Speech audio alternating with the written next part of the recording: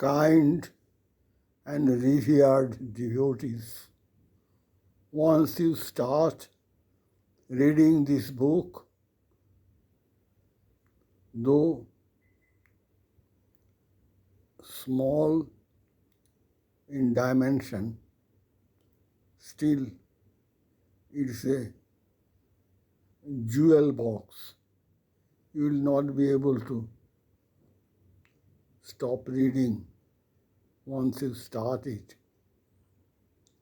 It is the memoir of Ma PRAVRAJIKA SHUDDHAPRANA ji, and name has been given Everlasting Memories. English translation has been done by Ma PRAVRAJIKA BHAVAPRANA.14.9.25. Book tells about many great Ramakrishna monks and their associateship with Shuddha Prana Mataji, a very senior monk of Sri Sharada Math Dakshineshwar. I wish that this book, let it be circulated and kept in possession by the kind devotees in large numbers, because it is like taking deep into the Bhagirathi river and feel refreshed that such excellent rendering, originally in Bengali, then further in English, was done for all of us. I shall start reading few pages only, because technically it is not possible to continue much. And you will find by and by the footprints of the most revered Maharajas of Ramakrishna order. Jai Sri Ram Krishna. Jai Sri Ram Krishna. Jai Sri Ram Krishna. Everlasting Memoirs starts like this.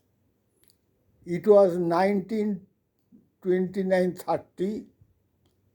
I was then 8 or 9 years old. My father's friend and his wife came from Bhatpara. They wanted to go to Belur Math along with my father. This is being told by Swami PRAVRAJIKA SHUDDHAPRANA Mataji. I continue. I insisted on going with them. This sort of childish whim is usually unacceptable, but still, seeing me crying, my father's friend agreed to take me along. He said, since she is so insistent, let her come. We are there with her. That was my first trip to Belur Math. In those days, there are no frequent bus services from Kolkata to Howrah, the old bridge opened, closed according to the ships that passed under it. As a result, buses were not available outside their fixed schedule. We went to Howrah by steamer, and this first-hand experience was instead enjoyable. I do not remember exactly where the steamer stopped at Belur Mott. However, seeing the vast, lush green field, my heart filled with joy. The large temple of Sri Ramakrishna was not there then. There were only 3 temples along the banks of the Ganga, that of Holy Mother, Swamiji, and Raja Maharaj. Just beyond the gate was wooded land with trees, fields, and ponds. We first went to the old temple of Sri Ramakrishna and paid obeisance. Next to the shrine was Sri Ramakrishna's bedroom. After going down the staircase of this building, we again climbed up the staircase of another building close by. On the first floor, as we entered the first room, on the right, we saw a very senior sannyasi sitting in a chair. He was very fair and good looking. I liked him the moment I saw him. Before him, I had not seen any old man other than my grandfather. It was such a wonderful feeling that it cannot be described. After offering my pranam to him, I just stood there. His calm, smiling face is still vivid like a picture. Years later, when Swami Virojananda Maharaj was the president of the order, we went to see him. A lady with her 4 or 5-year-old daughter was also visiting him that day. After visiting all the temples, she said to her daughter, "Come, we shall go to see another Thakur." After doing pranams to Maharaj, the child stood in front of him and said, "Mother, this Thakur is really nice. He talks and smiles."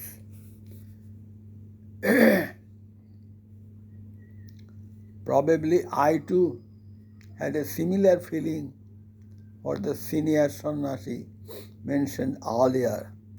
However, uncle and aunt, my father's friend and his wife, were talking to that senior sadhu. When my aunt requested Maharaj for a piece of cloth that he had used, his attendant showed him a cloth and then, tearing a portion of it, gave it to her. Aunt received it very happily and touched it on her forehead. I still remember this incident vividly. After that, what he did and how he returned, I do not remember. I only remembered him whenever I heard of Belur Mott and I insisted on going there whenever anybody went. Later, my father took initiation from him, and whenever he went to Belur Math, I always tagged along with him. I did not even understand anything about Mahapurush. Now I understand that only due to immense grace of Thakur I could see that Mahapurush. After this, I was fortunate to see Mahapurush Maharaj, second President Swami Shivananda Maharaj, many times. It was evening when I saw him for the second time, and he was in front of Swamiji's room in the veranda overlooking Ganga. But later I saw him more often in the room opposite to the one where I saw him for the first time. As we entered the room, after climbing up the stairs, we found him squatting on the bed.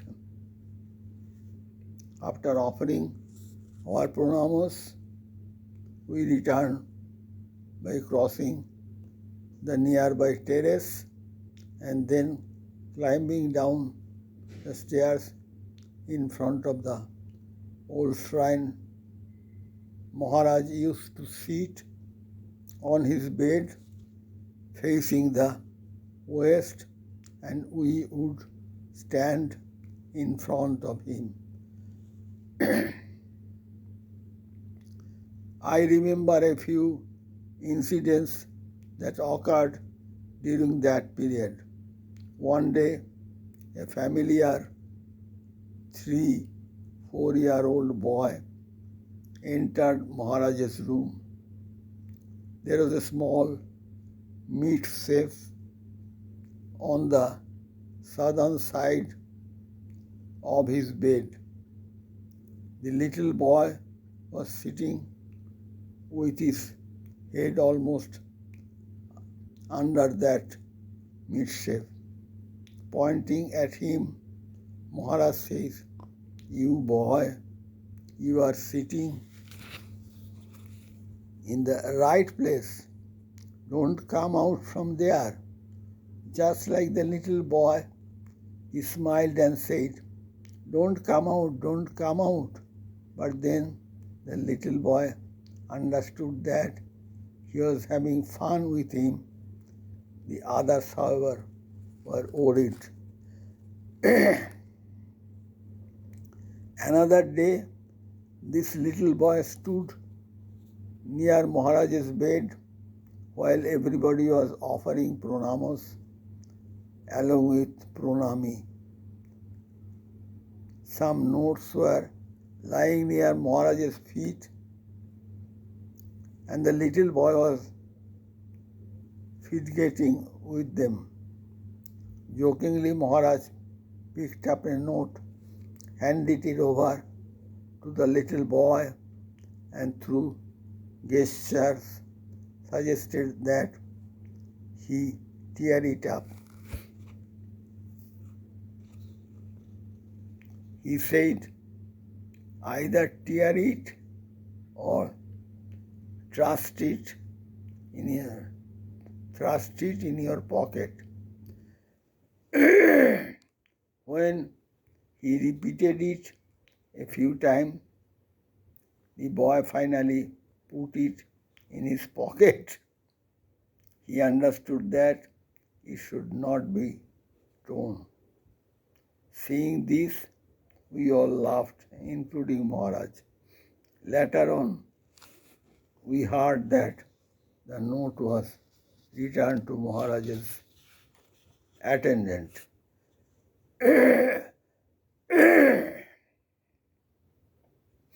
Another day, After standing for some time near Maharaj's bed, suddenly this little boy climbed up the bed and sat in Maharaj's lap, flashing mischievous smiles. Within a fraction of a second, everyone created a commotion and immediately brought him down. But Maharajas was all smiles, absolutely unperturbed. Though Maharaja was childlike, he had intense feelings for others. When I grew up, I heard from my mother about his love for this country. One day, when a mother went to offer her pranams to him, he said, "Don't be sad about whatever work he means my father, Prafullo Nath Banerjee, is involved in, and never obstruct him from doing it. Everything will be all right. At this age, I too feel like plunging into service." My father worked for the Congress party, had less inclination towards his family, and never thought about earning.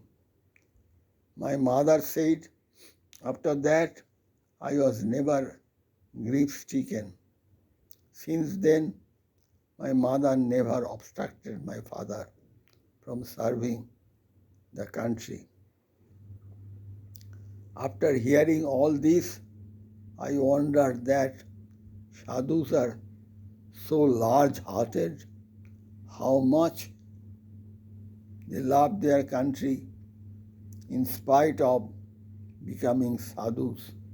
Their intense love for the country had not diminished. Everything about Maharaj, his smile and behavior were so full of simplicity that we felt a sort of pure joy in his company. His incessant thought of God and made everything simple and easy about him, which of course we did not understand then. Sri Ramakrishna said, God is childlike, and therefore one who has realized God also becomes childlike. Later, we found this type of transformation in a few other sadhus also. At present, as I am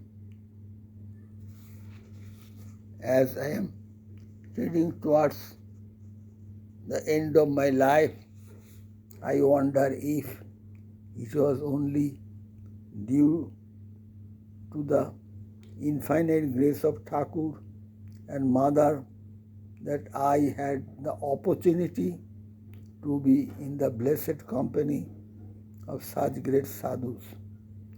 As I pay obedience to them, I wonder that in spite of having been in such precious company, I have not learned to surrender.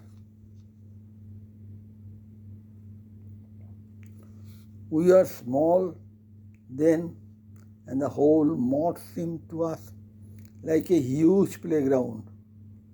When we went by bus to Belur Mott, the road was on the left side of the main gate, where the new office building now stands. Then we would often see music sessions in progress in the southern corner room adjoining the ground floor veranda overlooking the Ganga. Later, when we visited the mosque, we saw a huge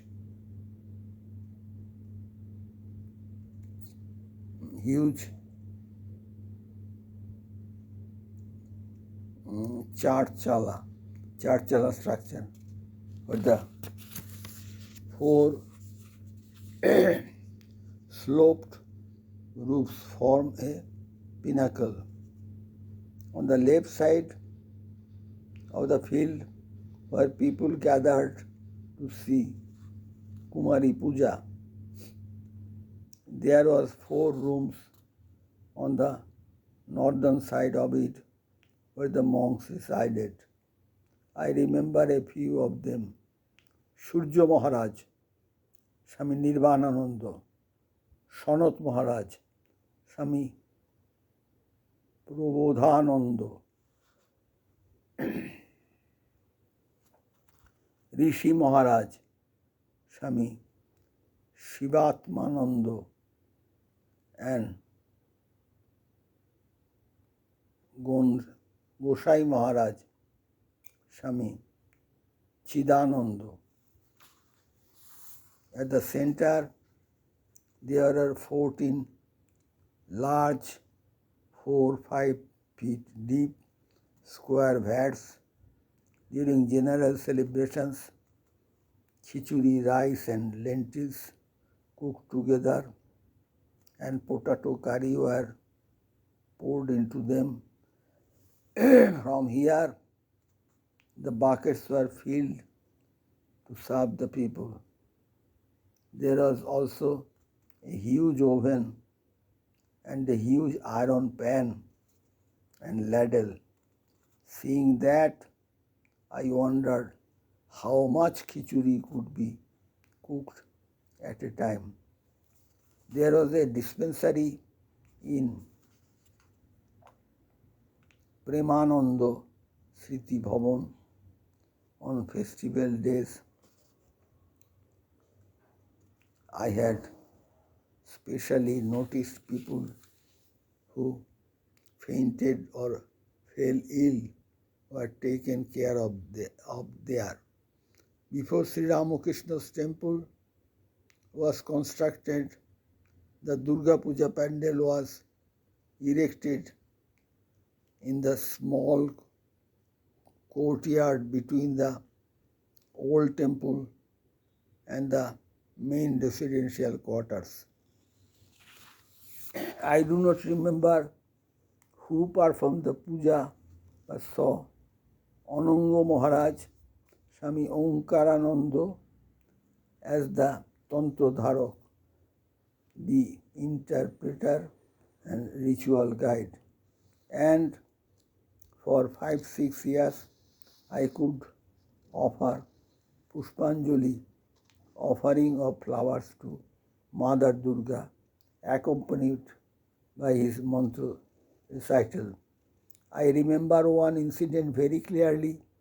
I had fever for a few days before the puja, and the day my temperature dropped to normal, I went to the mott after taking some milk and sagu. Ananga Maharaj asked, "Won't you offer Anjali?" I replied, "I have not taken a bath. Moreover, I have taken milk and sagu." My father objected to, but Maharaj said, "She is a young maiden, there is no harm. You offer Anjali. If there is any sin, it will be mine." I was filled with joy. Prasad was being served in a pandal erected in the big courtyard when there were many visitors. Devotees had their prasad in the garden behind the puja pandal. When there were just few people, we had prasad in the verandas surrounding the building. In those days, there was no particular gate to enter the mott. Whenever you went there, you spent the whole day and returned at dusk only after Arati. The windows in Mother's temple were always kept open, and we could see Mother whenever we wanted to. After having prasad, we sat in Swamiji's temple on the first floor till Thakur's temple opened. In the meantime, my father borrowed a volume of the Kathamrita, Vasudeva Sri Ramakrishna, from someone and read out to us. I end my reading till the page 16 in this book, and I request kind devotees to procure the book from Sharada Math source and read it further and complete. It is like taking a dip in the Mother's Ghat of Belur Math. Om Sri Ramakrishna Arpanamustu. Namo Sri Jyotirajaya Vivekananda Suraye Satchit Sukha Sarupayo Shamini Tapoharini. Yathagne Daika Shakti Ramakrishna Sthitahija Sarva Vidya Sarupang Tang Sharodang Pranamamaham. Om Sthapakaya Cha Dharma Om Sthapakaya Cha Dharmasya Sarva Dharma Sarupine Avatara Varishtaya Ramakrishna Tena. Om Sri Ramakrishna Arpanamustu.